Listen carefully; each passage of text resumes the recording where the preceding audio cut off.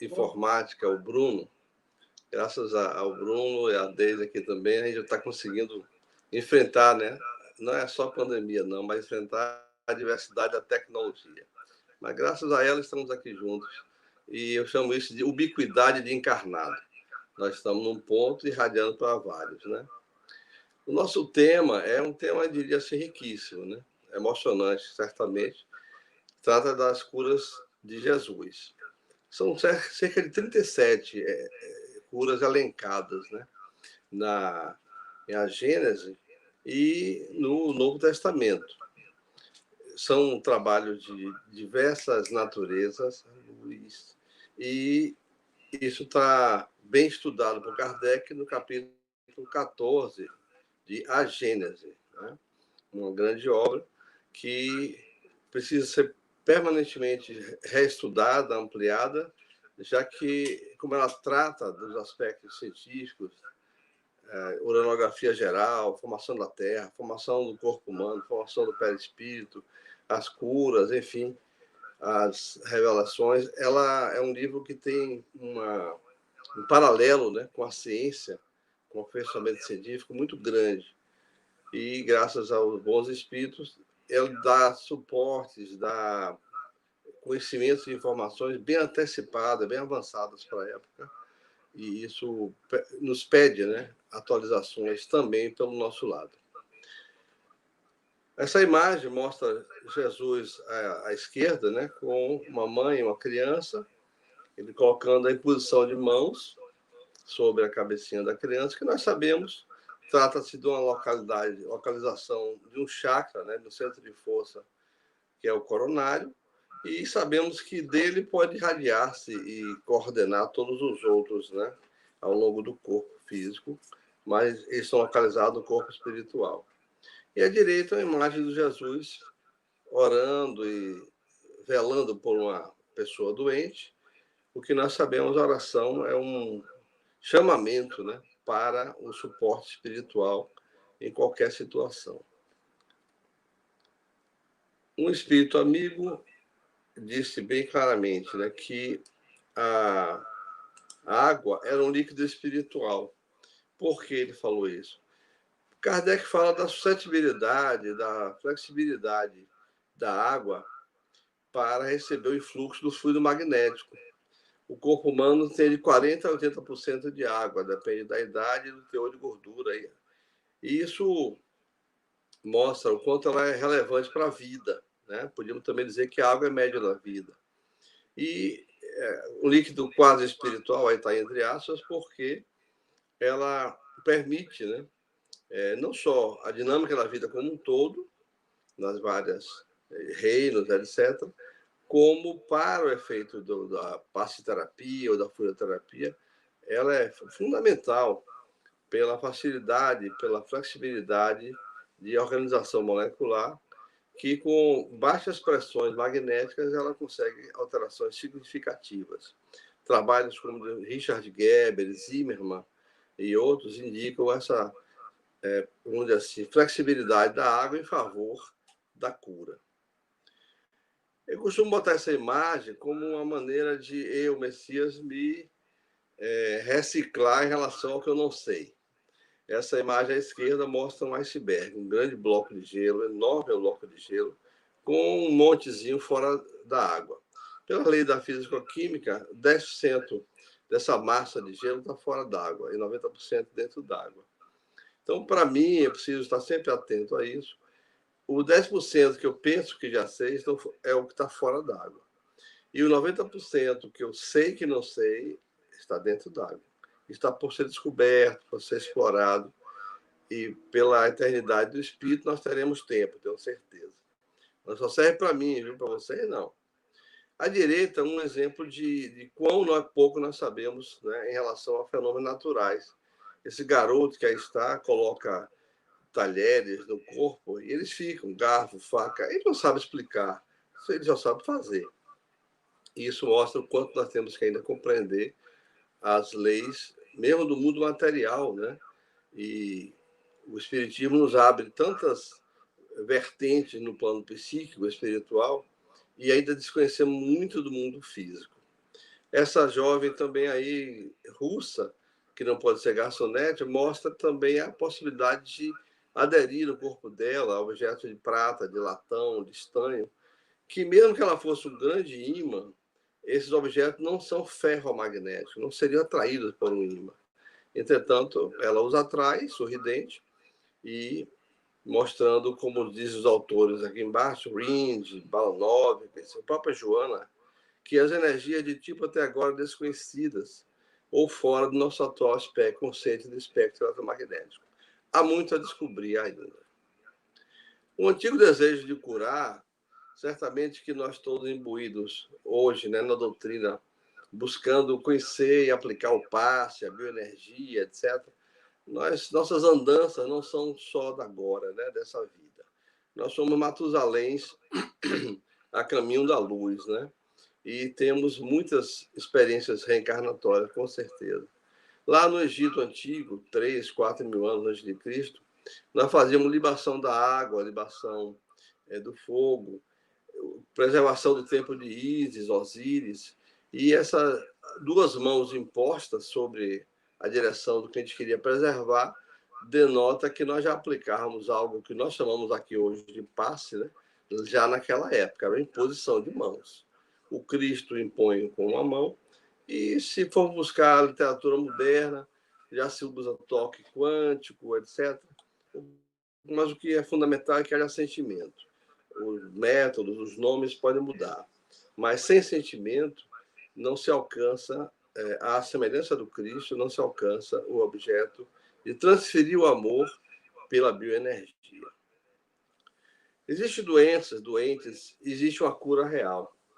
Vamos falar aqui um pouquinho sobre esse livro de Roberto Brolio, um médico de São Paulo, que fala doenças da alma. E ele diz que não existem doenças, mas doentes, cujos sinais físicos e sintomas refletem, na maioria dos casos, distúrbios da alma, desequilíbrios morais dos seres humanos. Então, é um aprendizado contínuo, né? Enfrentar a vida, para que mentalmente nos mantenhamos organizados, com a capacidade de recuperação diante da dificuldade da vida, porque, afinal, ninguém passa incólume numa vida de mar de rosas, né? E aqui para nós, mar de rosa, haveria muito alérgico espirrando, né? Eu seria um deles. Então, é preciso que haja cravo, espinho, né?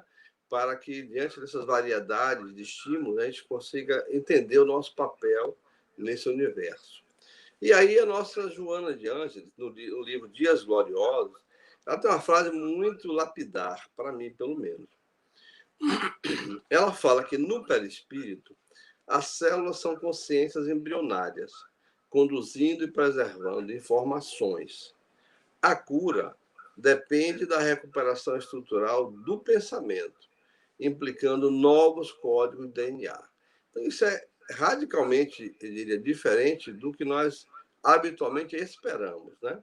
Esperamos que o passe cure, que a bioenergia legal de Dona Maria São José cure, mas olha, a proposta dela é mais abrangente, é proposta espiritual, recuperação estrutural do pensamento. Isso repercute, claro, do pensar, no perispírito, corpo mental. Isso vai repercutir em novos padrões, né? De bioenergia, novos padrões de genoma espiritual, implicando cada vida corpos mais saudáveis, corpos menos suscetíveis de doenças, né? Quem sabe a semelhança do corpo do Cristo. A Conferência Nacional de Saúde, a oitava, ela diz que a saúde é resultante das condições de alimentação, habitação, educação, renda, meio ambiente, trabalho, emprego, lazer, liberdade, acesso e posse de terra e acesso a serviços de saúde. É claro que faltou aí condições de espiritualidade, né? Que nós estamos sabendo já há muito tempo que é vital para o ser humano a religiosidade ou espiritualidade, como queira chamar, que é também um suporte para o equilíbrio geral do indivíduo. O nosso Kardec, em Obras Póstumas, sabiamente, ele faz um grande resumo sobre a arte de curar, ou a faculdade de curar.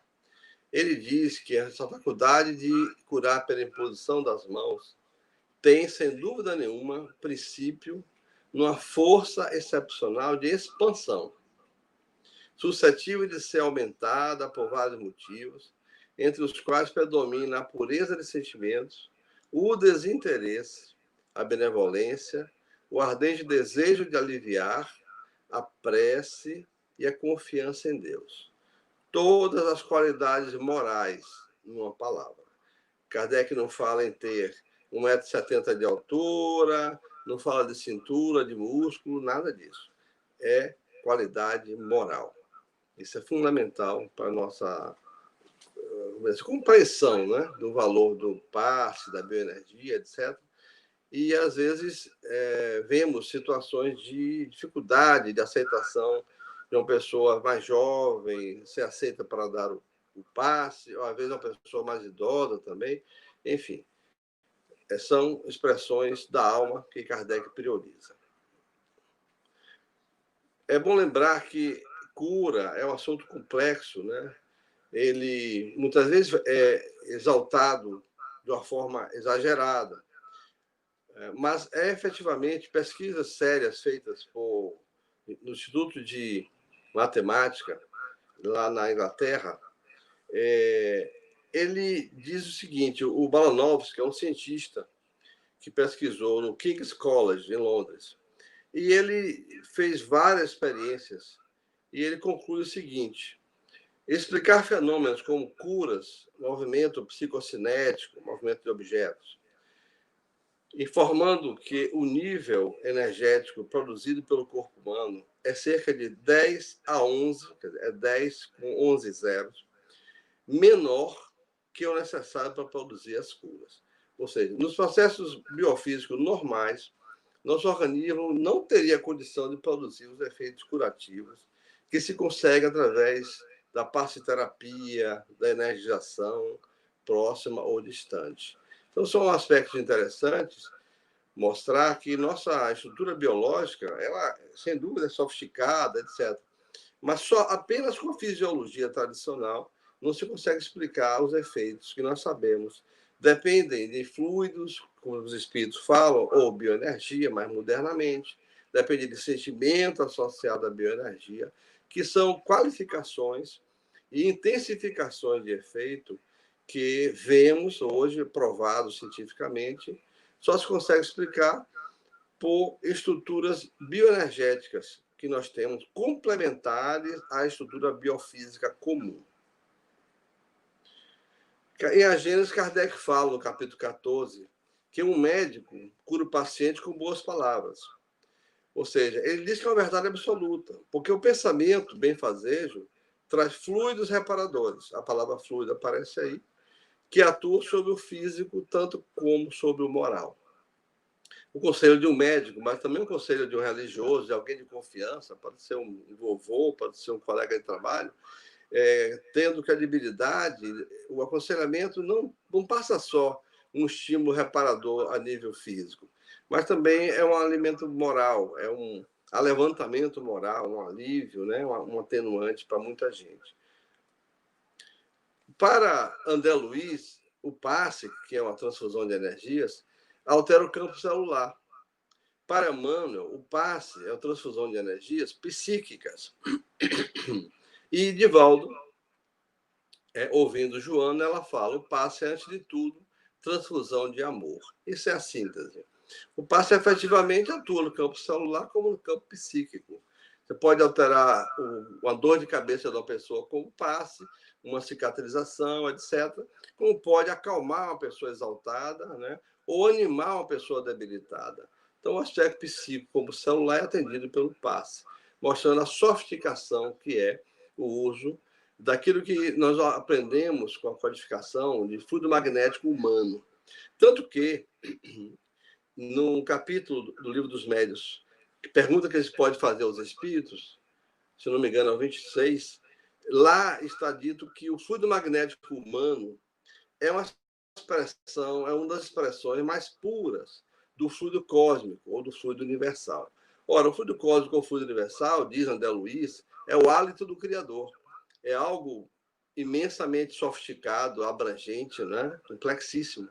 Quando ele lá está dito pelos espíritos, que quando nós damos um passo, nós estamos usando fluido magnético humano, e esse fluido é uma das expressões mais puras do fluido cósmico, a gente conclui a responsabilidade do passe. E aquela frase de Jesus: vós sois deuses, podereis fazer o que eu faço e muito mais. Nós somos copartícipes das possibilidades divinas, assim como Jesus o fez tão bem. No livro A Gênese, né, nós estamos tratando esse capítulo 14 do livro A Gênese, está aí o Kardec, né, e os milagres e as predições segundo o Espiritismo, por Allan Kardec. É o nome que ele recebeu do espírito de Zéfiro, quando, numa reunião na casa da senhora Baudin, o espírito diz para ele que ele foi um sacerdote druida lá na Gália Cisalpina, talvez século III, IV depois do Cristo. Então, ele entende que Allan Kardec era o nome que ele usaria para a obra que ele ia produzir, né? Os 22 volumes que o senhor Hipólito Leão Denizar Rivail produziu, 22 volumes, são, na verdade, assinados humildemente por Allan Kardec. O Hipólito Leão, o professor de matemática, de fisiologia, escreveu gramática, ele não se apossou das ideias dos espíritos. Ele ajudou a organizá-las, mas não incorporou ao patrimônio dele. Ele respeitou e usou um pseudônimo. Os fluidos, no capítulo 14 da Gênese, o fluido universal é o elemento primitivo do corpo carnal e do perispírito, os quais são simples transformações dele. Pela identidade da sua natureza, esse fluido, condensado no perispírito, pode fornecer princípios reparadores ao corpo. O espírito, encarnado ou desencarnado, é o agente propulsor que infiltra no corpo deteriorado uma parte da substância do seu envoltório fluídico. A cura se opera mediante a substituição de uma molécula malsã por uma molécula sã. São os conceitos de Kardec em A Gênese, 1868. Ele lembra que a palavra perispírito, que ele que cunhou, né?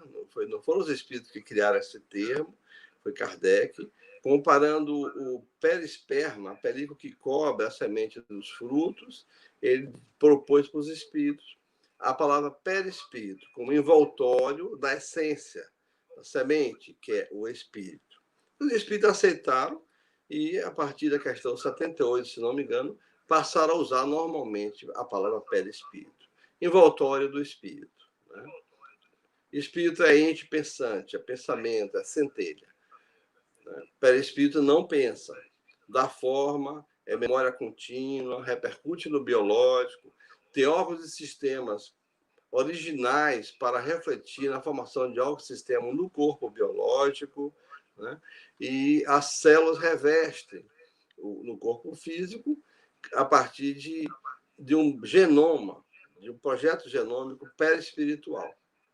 Daí, alguns vêm com doenças, outros faltam uma parte do corpo, outros têm suscetibilidade cardíaca, etc., por conta das origens perispirituais, dos acertos ou dos males que nós produzimos como espíritos. O perispírito não pensa, vou deixar isso bem claro. Sintetizando o assunto de fluidos, Paracelso, lá no século XV e XVI, ele era contra um médico chamado Celsus, e por isso ele botou o nome de Paracelsus, né? Era Filipos Theophrastus Bombartus Hohenheim. É um nome complicadíssimo, mas Paracelso fica mais fácil. Ele era contra Celso, então tudo que ele escrevia era contra o Celso. Aí botou Paracelso. Ele dizia, tudo é vivente. Tanto a vida dos metais, nas plantas, pode ser transmitido destes ao homem. Cria, então, a palavra magnetismo. Olha, o século XV e XVI, hein? Os padres Kircher e Hell, na Alemanha, eles pesquisam no século XVII e XVIII a questão da projeção do fluido humano, que eles chamaram de magnetismo animal. Fazendo experiências com uma mulher que tinha um fluxo hemorrágico, Quando ele aproximava a mão da região do fluxo, havia inibição do fluxo hemorrágico. Eles anotam isso, pois que ao afastar as mãos, o fluxo voltava. Retornando a aproximação, cessava. Eles escreveram para Mesmer, um médico das Suábias, Franz Anton Mesmer, médico austríaco, e dizem para ele dessa experiência com as mãos, próximo ao corpo da pessoa, e essa ação sobre o fluxo hemorrágico. Mesmer, que já estudava o assunto no século XVIII e XIX, ele anuncia em Paris, depois de estudar bastante para escrever um livro, a palavra fluido, fluido extrafino, que penetrava e envolvia todos os corpos, destacando-se na cura das doenças. Era o início do magnetismo animal como estudo, como fundamento. Ele funda a Sociedade da Harmonia Universal e vai repercutir isso na Europa daquele período, na formação, na fundação de mais de 400 escolas de mesmerismo, né, derivado do nome dele. Roma, em Roma havia o tempo de Esculápio. As fricções eram feitas, né? Galeno, 13 séculos até a Renascença, força vital, estou resumindo. E Jesus, ele fala da virtude que dele saíra. Quando a mulher com hemorragia o toca. Então vamos falar isso logo mais. E a cura do cego de Betsaida, o mestre Nazareno impôs repetidamente as mãos sobre os olhos. Isso aqui é só uma pinceladinha para nós sabermos que há situações em que Jesus provocou curas instantâneas e há situações em que as curas foram tratamentos, foram repetidas aplicações. A palavra fluida tradicional na doutrina espírita, forma de matéria, segundo o botânico Carlos Toledo Rizzini, embora rarefeita e sensível. E o espírito de Joseph Gleber, foi físico e médico na Segunda Guerra Mundial, através do médium Robson Pinheiro, num livro chamado Energia, ele diz: fluidos são o resultado da modificação da matéria elementar primitiva e estão situados entre a matéria propriamente dita e o estado primordial. Então, é um estado de transiência, né? Daí ele se afinar com a matéria convencional, biológica ou matéria inorgânica, e também com os aspectos bioenergéticos mais sutis. Resumindo, nós temos fluido, vem do latim fluidos, algo que escorre, que é frouxo, elemento sutil, quintessenciado, flúvio, fluido ou eflúvio. O livro dos Espíritos fala do fluido vital, que é o fluido elétrico animalizado, termos da época, Kardec usava, também designado como fluido magnético, fluido nervoso, termos da época. Havia o fluido, água, dos estudos de hidrologia, aí derivou-se para estudar a eletricidade como sendo fluido elétrico, derivou-se para estudar o magnetismo como fluido magnético. Questões do século XIX eram esses os conceitos, etc. O fluido cósmico universal, ou fluido cósmico, porque tudo que é cósmico é universal, em A Gênese, Kardec diz que é a matéria elementar primitiva. Delas, por transformações, constitui-se a inumerável variedade dos corpos da natureza. Pode estar no estado de eterização, fenômenos espirituais, ou de materialidade, são os fenômenos materiais. À direita, Franklin e seu filho empinando uma pipa, ele dizia, Benjamin Franklin, um dos pais da eletricidade, todo corpo tem matéria comum e fluido elétrico. Os conceitos já avançados para a época, através de experiências que eles faziam. Lavoisier na química, Ampère na física, todos eles conviveram com essa experiência ligada a fluido elétrico, fluido hidráulico, e os espíritos falam a linguagem do contexto da época. Aí está mesmo à esquerda, com as suas experiências na tina, com cordão de couro, 2 tonantes de couro, haste de ferro, vidro dissolvido e limalha de ferro no fundo, e as pessoas tomavam essas hastes de couro e, através delas, elas sintonizavam com uma recuperação energética que era chamada de tratamento mesmérico. Mais tarde, a partir daquela experiência de Padre Kircher e Padre Hell, de aproximar a mão e afastar, Mesmer dispensa todo esse aparato e vai usar só as mãos para dar o que nós chamamos de paz, né? Que era a transmissão do fluido magnético animal. Aqui imagem de fluido magnético, século XIX, são imagens de Maevsky e Iódico, são representações de radiações que nós emitimos pelas mãos com lâminas de nitrato de prata, que eram, a gente chama de celulose, né, recentemente, eram os recursos fotográficos da época. Né? E ele consegue mostrar que a mão sensibilizava o material usado para fotografia. À esquerda, mais fluidos, numa festa, ou eflúvios, né? Esse giro, né? Aí embaixo é um congresso, assim, embaixo à esquerda, um congresso espírita. Tem fluido no ambiente, a máquina fotográfica registra. À direita, novamente, fluidos, né? Tanto no claro como no escuro. Uma foto com flash, outra sem flash, mostrando que fluidos ou eflúvios estão disponíveis à nossa volta. Né? E eles têm aparência material para o mundo dos espíritos. Para nós, eles não são sempre perceptíveis. Mas para o mundo dos espíritos, isso é um café pequeno, é a rotina deles, ver a variação fluídica, a densidade, coloração, inclusive odor, né? Para o mundo espiritual, tudo isso é muito comum. E nós percebemos isso durante o sono, é que nós não lembramos. Aqui só a imagem mostrando variações do uso dos fluidos, né? À esquerda com uma média de efeitos físicos, Eva Carrier, e o pesquisador alemão Albert von Schelleknotzen, que estudou muito médiuns europeus no final do século XVIII, XIX, melhor dizendo, e aí a produção de luz entre as mãos de Eva Carrier. Então, o assunto é muito vasto. A qualidade dos fluidos tem a ver também com o pensamento, né? Eles adquirem as qualidades no meio em que são elaborados, ficam impregnados pelas qualidades boas ou más dos pensamentos que os mobilizam. Você pode mobilizar pelo pensamento, pela vontade, energias, fluidos, na direção de alguém de forma positiva, gerar saúde. Você pode também gerar no sentido da raiva, da inveja, da derrota, etc. Então, infelizmente, nós somos responsáveis pelo que criamos. Né? E há um autor inglês que ele fala assim, cuidado com o que você pensa, cuidado com o que você ora, suas preces podem ser atendidas. Né? E esse autor escreve vários livros mostrando o potencial da mente e a responsabilidade que nós temos ao emitir um pensamento perturbador, destruidor ou negativista sobre situações ou pessoas.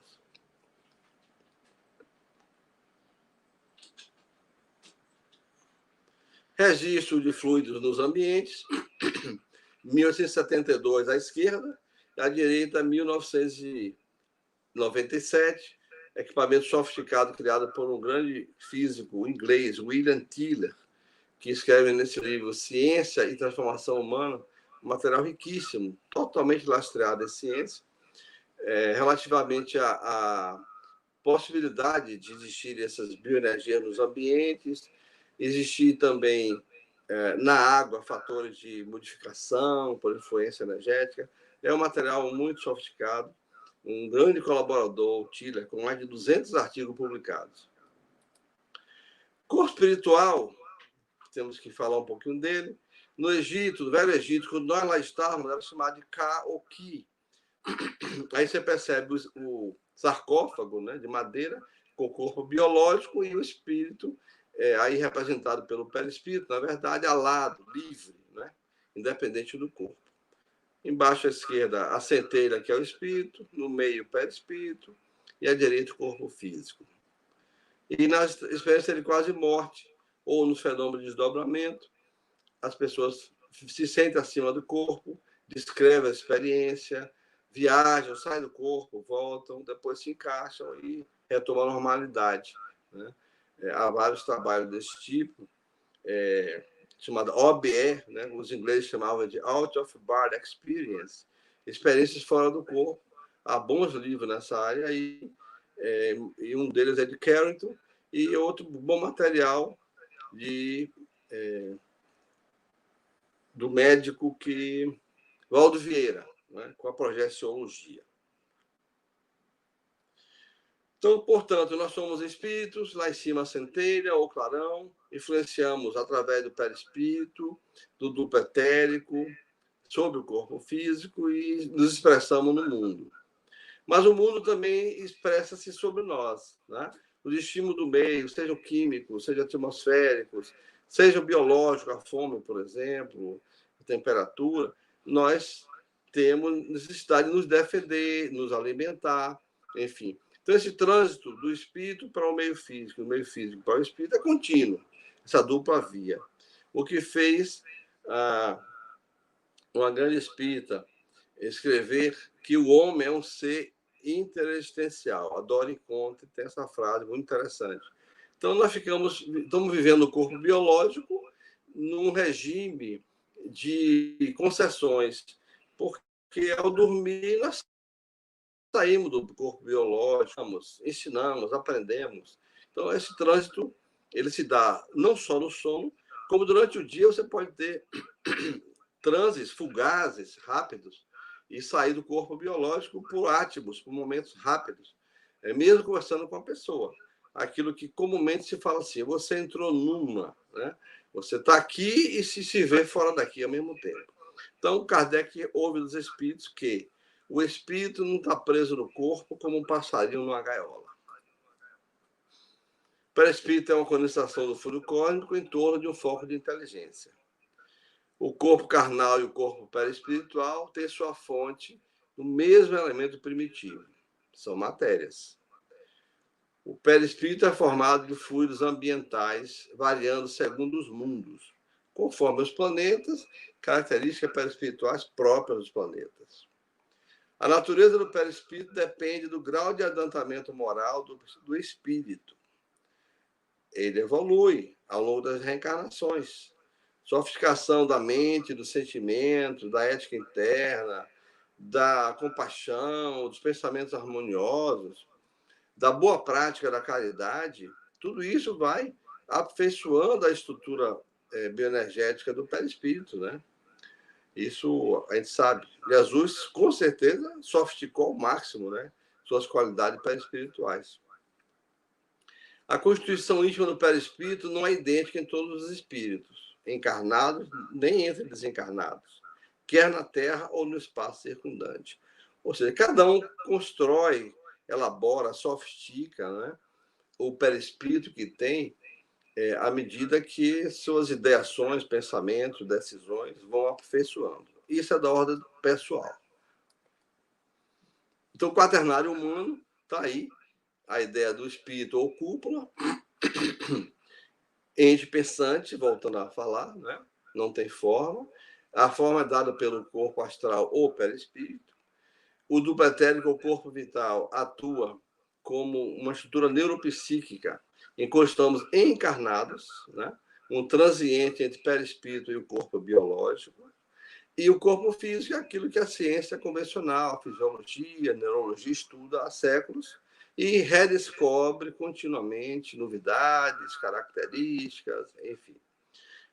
É o que fez a nossa Joana de Ângeles, no livro Estudos Espíritas, dizer que o perispírito é responsável pela irradiação da energia de trilhões de células na aparelhagem que constitui os órgãos, cuja forma e anatomia dos órgãos pertence ao perispírito, cabendo às células biológicas apenas seu revestimento. Exterioriza a aura e pode modelar a distância, o duplo etéreo, né? São características sintéticas que ela colocou aí do perispírito. À esquerda, imagens mostrando o duplo etérico, né? Parte menos grosseira do corpo físico, função de distribuir energias cósmicas, sensível a pensamentos e sentimentos desarmônicos, bem como as drogas, o duplo etérico. Embaixo, uma ideia de corpo astral, São desenhos de Barbara M. Brenner, uma clarividente que trabalhava para a NASA, tem essa percepção, e as auras que nós irradiamos em torno de nós, né? Não é só um nível de aura, e que foram estudadas muito ricamente por Albert de Rochat Deglan, na França, no Liceu Politécnico de Paris, no livro Exteriorização da Sensibilidade. Quem quiser entender como nós exteriorizamos a aura e como ela é sensível a registros em torno do corpo físico, como um copo de água sendo alfinetado e a pessoa sentir, a partir da aura que envolve o copo, a aura está envolvendo o copo. O corpo está afastado, mas a aura está envolvendo o copo com água. Alfinetado o copo, o indivíduo sente no corpo físico um reflexo. É um material riquíssimo. O assunto de água é ricamente explorado pelo Albert de Rochat. E à direita, o espírito de Vincent fala para Albert de Rochat exatamente o seguinte, que o perispírito é constituído por uma série de invólucros, mais ou menos eterizados, de que os habitantes do mundo astral vão se desfazendo sucessivamente à medida que se elevam na escala da evolução, não sendo embutidos uns sobre os outros como os tubos de um telescópio, mas interpenetrando-se em todas as partes. Está no livro da Alma Humana, excelente livro, do médico português, Dr. Antônio J. Freire. E Kardec, bem claramente, diz: o perispírito é formado de eletricidade, fluido magnético animalizado, fluido nervoso e matéria inerte. É a constituição plural ou plurima, né? Então, são materiais interessantes, pois Kardec não trata de duplo etéreo ou corpo vital, mas ele fala do fluido nervoso, que você vai conseguir associar muito bem aos conceitos de André Luiz, de ser o duplo etérico, o corpo vital, estrutura neuropsíquica. Aqui, imagem de perispírito, de pessoa desencarnada. Esse garoto aí no meio está desencarnado, desencarnou com 14 anos, aparece aí. Ele namorava essa moça à direita com 14 anos, ele desencarna, ela agora com 18 está noivando, e ele aparece na festa de noivado. E à direita, imagens de espíritos materializados, através de Francisco Lins Peixoto em cima, o Peixotinho, e embaixo através da médium Meire Marshall, estruturas minúsculas de espíritos com os rostinhos ali de 2 a 3 centímetros. Caso raro. Outra imagem aqui mais clara, mostrando deitado um espírito. Essa moça foi assassinada por esse homem à esquerda, e ele casa, e no dia do casamento, várias imagens, inclusive essa completa da sua ex-esposa, aparece como se ela estivesse sob um colchão, hospitalizada, em recuperação. O assunto, então, de cura está dentro dos milagres do Evangelho, capítulo 14, e há uma cura de Jesus das 37 estudadas. Eu não toquei com todas as 37, claro. Eu começo com esse grande evento do toque das vestes por uma mulher que tinha um fluxo hemorrágico já, né, há 12 anos. Ela toca as vestes de Jesus numa multidão, a borla da roupa, que eram estruturas penduradas na roupa, né, chamada de borla, e ao tocar, ela, confiante, acreditando que seria ajudada, Jesus sente algo modificar no seu campo bioenergético, e ele diz assim: alguém me tocou. Quem tocou minhas vestes? Naquela multidão, o seu discípulo: mas, mestre, há muita gente aqui, como é que vamos descobrir?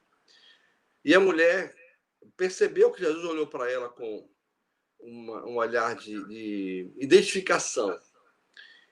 E ela sente que passa o fluxo energético, o fluxo hemorrágico. Ela sente cura imediata.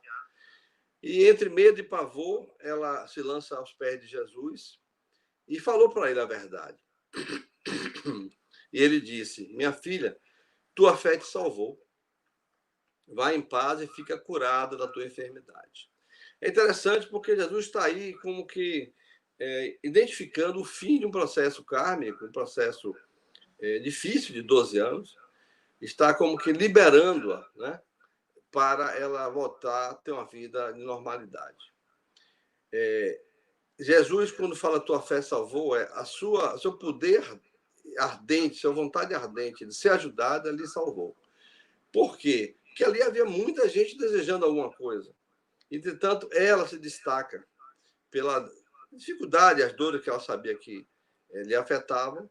Ela intensifica a mente o desejo, e isso é uma mensagem que chega até o Cristo e dele capta um quanto de energia, ou de bioenergia, e resolve para ela uma situação de 12 anos. Podemos lembrar que na quinegrafia, fazendo uma comparação, da liberação de algo, né, de um doador de passe. Essa imagem à direita, que tem duas mãos, é do doador do passe, antes e depois que ele doa o passe. Então, à esquerda, a imagem está mais iluminada, né? As imagens em azul. As duas em azul, a da esquerda está mais iluminada, mais ampla, mais plena, e o indivíduo transmite a bioenergia, libera suas quantidades de bioenergias para o paciente. E a mão dele à direita é uma representação de que uma certa quantidade ele entregou, ele liberou, né? Saiu dele. Porém, 10 minutos depois, olha embaixo a imagem, é como ele está, totalmente recuperado. Ele não vai ter prejuízo porque doa bioenergia, né? Passe é amor, não é punição. Então, esse efeito posterior mostra claramente o valor do passe. Você recicla seu complexo bioenergético, melhora seus padrões internos e a evidência é essa aí. Você termina bem e o paciente também, né? Embaixo à esquerda é Olga Warren, uma curadora americana, doando antes e após a doação, mostrando características de potencialidade bioenergética com efeitos de máquina Kirlian, né, que são máquinas que registram esse campo energético que nós irradiamos a partir do duplo etéreo.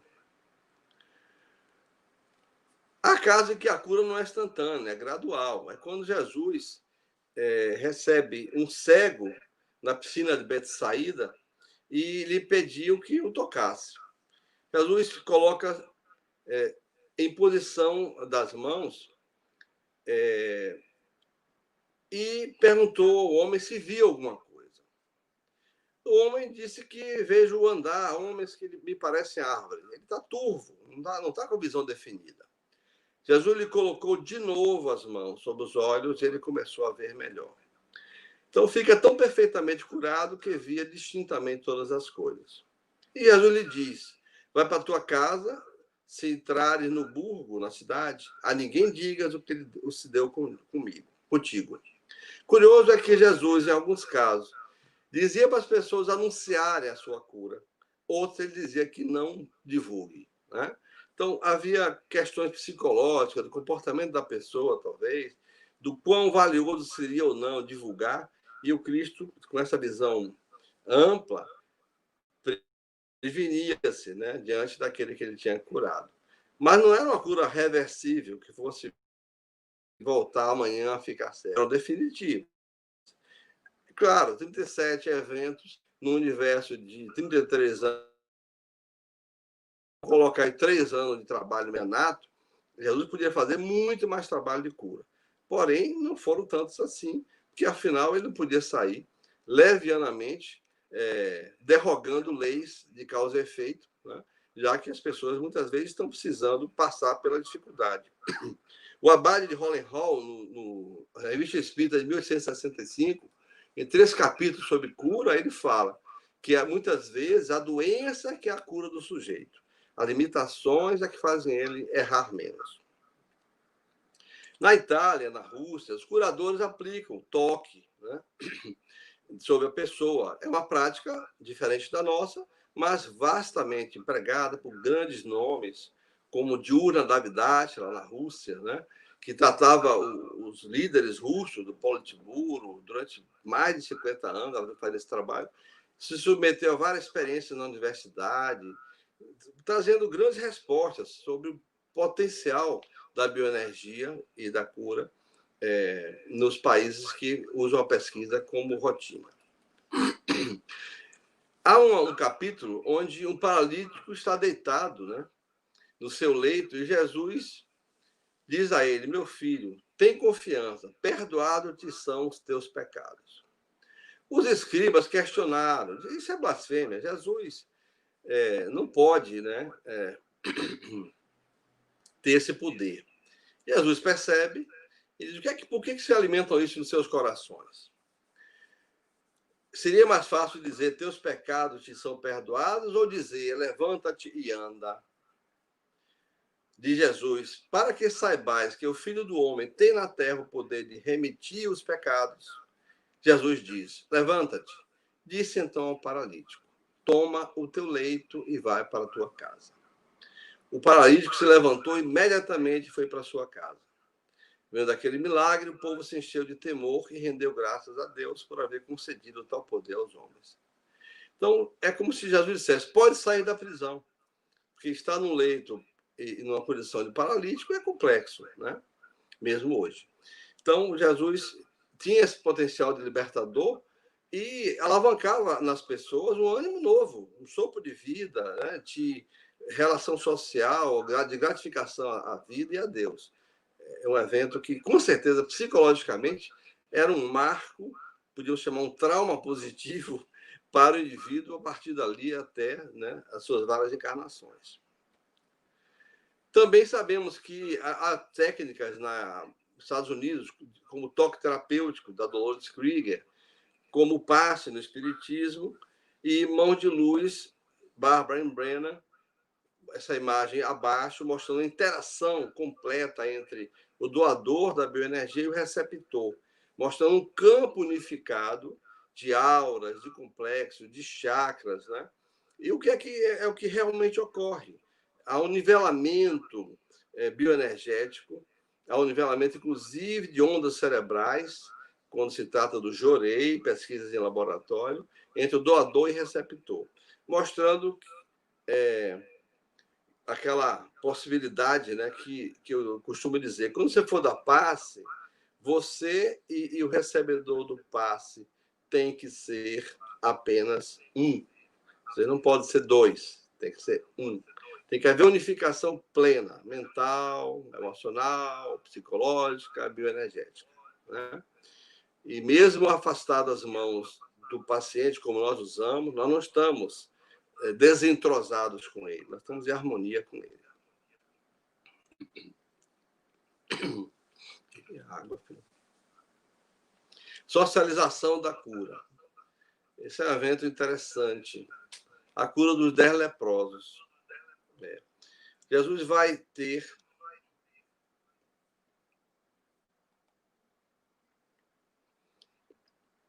no chamado Vale do Leproso, numa aldeia, ele vai ter um encontro com eles, né? E eles clamam em voz alta: tem piedade de nós, Senhor. Jesus, então, diz assim: ide mostrar-vos aos sacerdotes. Quando eles iam a caminho, ficaram curados. Todos os 10. Um deles, vendo-se curado, voltou, glorificando a Deus, e foi lançar-se aos pés de Jesus, com o rosto em terra, a lhe render graças. Esse era um samaritano. Disse então Jesus: não foram curados todos os 10? Onde estão os outros 9? Nenhum deles houve que voltasse e glorificasse a Deus, a não ser este estrangeiro? E disse a este que voltou: levanta-te, vai, tua fé te salvou. Então é interessante isso aí, porque o samaritano e o judeu convencional não se davam muito bem. A Dona Samaria tinha certas diferenças ideológicas com o pessoal judeu, de modo geral. E quando Jesus beneficia 10 e só um volta, Jesus quer dizer que a fé real está nesse um que voltou. Os outros tinham fé relativa, embora beneficiados. E a fé, mais uma vez, a vontade, o desejo de agradecer, fez um diferencial nesse que volta, né? Jesus o coloca numa condição, certamente, de melhor beneficiado até do que os outros, porque a mente desse e o coração estão agradecendo a Deus. O paralítico de Betesda, ou piscina de Betesda, ou piscina das ovelhas, ele está lá na região da piscina que tinha vários doentes, cegos, coxos. E havia uma crença de que a água, que recebia fluxos periódicos e movimentava, havia uma turbulência, havia a crença que essa turbulência era feita pelo anjo do Senhor.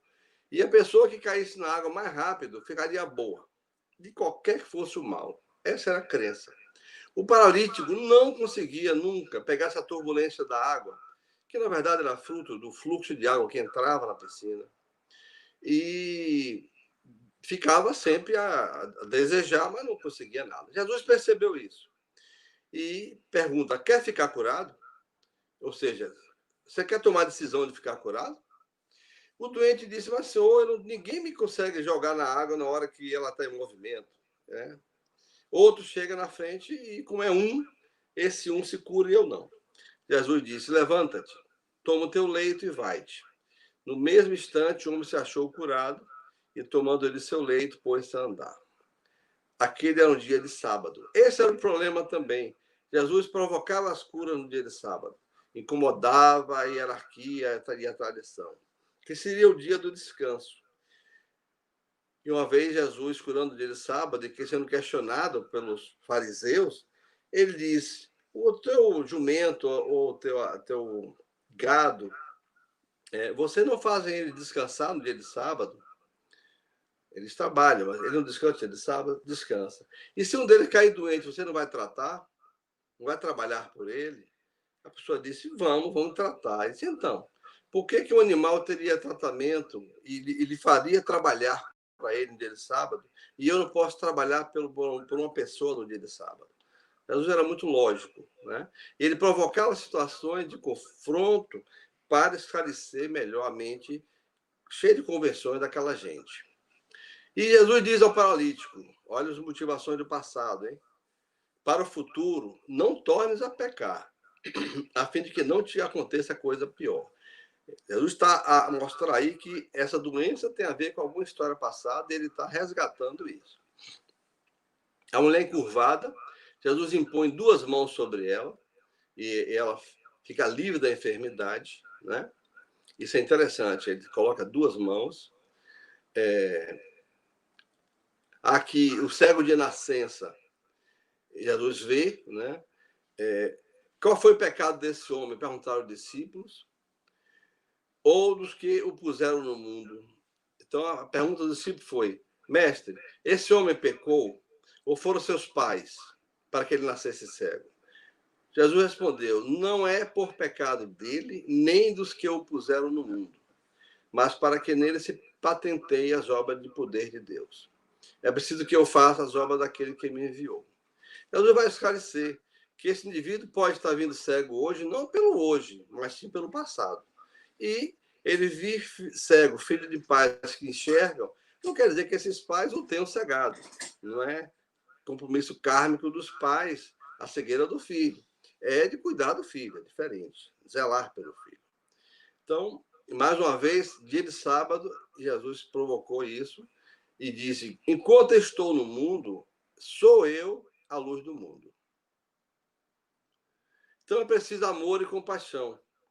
Jesus ensinou nas sinagogas, pregou o evangelho do reino, curou todos os langores e todas as enfermidades no meio do povo. A sua reputação se espalhou por toda a Síria. Traziam-lhe doentes e aflitos por dores e males diversos. Os possessos, os lunáticos, os paralíticos, a todos curava. Acompanhava-o grande multidão do povo da Galiléia, da Decápolis, de Jerusalém, da Judéia e de além Jordão. Isso está em Mateus. Foram várias as curas de Jesus, várias. O paralítico que é lançado no salão através da laje de teto, né? Leprosos, o cego, o surdo-mudo, o filho do o empregado do centurião, várias foram as curas. São 37 itens, né, na verdade. Crianças, ele estava muito bem com as crianças. Irradiava a bioenergia, a harmonia entre pensamento e sentimento, repercutia numa aura de amor e de paz. Podemos lembrar que na prática espírita, né, tratamentos terapêuticos são normais em casas espíritas, posição sentado ou deitado, geralmente deitado, né, existem várias formas de tratar-se, né? Nós fazemos aquilo que Jesus dizia: vós sois deuses, podereis fazer o que eu faço e muito mais. Certa feita, discípulos chamaram ele e disseram: mestre, há um homem na cidade que está a curar. E Jesus disse: sim, e daí? E daí ele não é um dos nossos. Jesus compreendeu o ciúme de seus discípulos, né? Achando que aquele homem tinha que ser do grupo para poder curar. Se não fosse do grupo, não teria poder de curar. Jesus diz assim: mas é fato que ele está curando? Dizem que sim, Senhor. E está provocando algum mal? Não, Senhor. Não, dizem que não. E Jesus fala: então, se ele não é contra nós, ele é por nós. Ou seja, não quer dizer que tenha que ser ligado estritamente a nós, né, para poder fazer cura. Então, qualquer um de nós tem esse poder. Aplicamos isso em casa instintivamente com o filho, quando tem um corte, assopramos, né? Uma dor, nós passamos a mão quente, suavemente. Aplicamos instintivamente ao mãe, ao pai, fazemos isso, né, nas pessoas. É um campo vasto que Kardec estudou, deixando bem claro 3 níveis de cura. O fluido do magnetizador, o chamado magnetismo humano. Os passistas da época de Mesmer, vou chamar de magnetizador, que é melhor, da época de Mesmer, eles não tinham conceituação espírita nem espiritual, né? Mesmer é do século XVII, XVIII, da década de XIX. Mas eles aplicavam vontade firme de que o outro se curasse. Havia sentimento e vontade. O fluido dos espíritos, Kardec aprende que há o magnetismo espiritual, né? E há a combinação do fluido dos espíritos com o magnetizador. É o fluido magnético, é o magnetismo humano espiritual. Esse que normalmente nós utilizamos quando damos passe. Mesmo que não estejamos submetidos a um transe, nós estamos submetidos ao apoio, ao influxo, né? Às emoções e sentimentos dos espíritos colaboradores. Qualquer casa espírita tem espírito querendo colaborar, né? E pode ser anímico ou magnético, é o da esquerda, né? Você próprio, seus próprios fluidos vitais, sua própria bioenergia sobre o paciente. Pode ser espiritual, os espíritos influenciando ali diretamente sobre o indivíduo. Você está com as suas mãozinhas lá, sua vontade, e a maior carga de fluxo de energia vem do mundo espiritual. E o humano espiritual, que é seus fluidos, ou sua bioenergia, com o fluido dos espíritos. Sinteticamente, essa questão do passe, essa imagem eu vou tentar sintetizar através da fotoquíria, né? Nós pesquisamos isso durante uns 2 ou 3 anos, fizemos mais de 1000 fotos. Mostra aí um dedo de uma pessoa, numa chapa fotográfica específica, uma câmara escura e uma radiação energética de uma placa com alta tensão e alta frequência, não dá choque.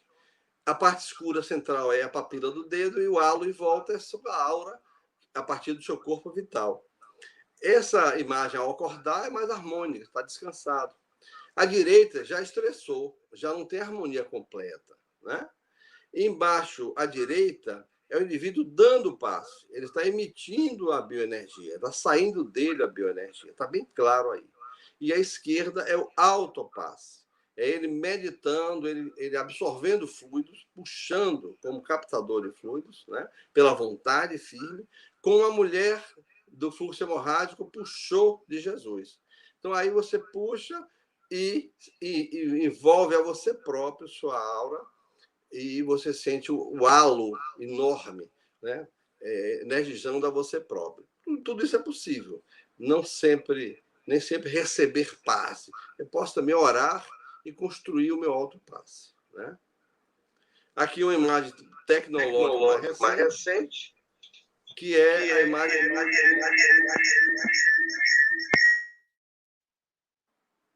do Konstantin Korotov, um biofísico russo. Ele estudou largamente um equipamento que ele chamou de visualização de descarga de gás, que ele pega os 10 dedos das mãos, faz filme de cada dedo, integra num software e aparece as imagens da pessoa, como estava antes e depois do passe. Olha a diferença enorme da aura do sujeito antes e depois do passe, né? E aí está o livro dele, Campo de Energia Humana. É um material muito rico para mostrar. Ele trabalha na área de medicina esportiva e seus equipamentos no mundo são usados como pré-diagnóstico em centenas de hospitais e laboratórios.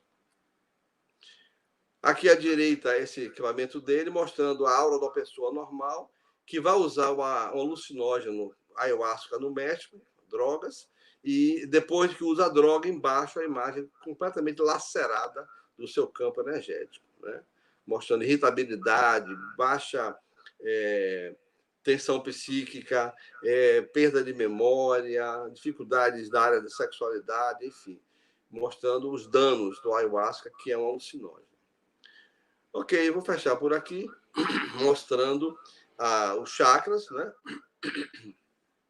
Que é um trabalho de psicopictografia do nosso Florencio Antoneto, já no Zido de 1993, quando ele começava, 92, 93, ele desenha o espírito de Toulouse-Lautrec, desenha os chakras que ele enxergava no médium, naquele instante, e os campos de aura, né?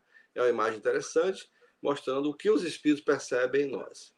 Fica aqui o meu agradecimento, a paciência e o apoio de vocês, e desejando paz, saúde a todos, e que essa instituição continue nesse trabalho belo de divulgação, de estudo, com afetividade, solidariedade e muita compaixão. Paz para todos.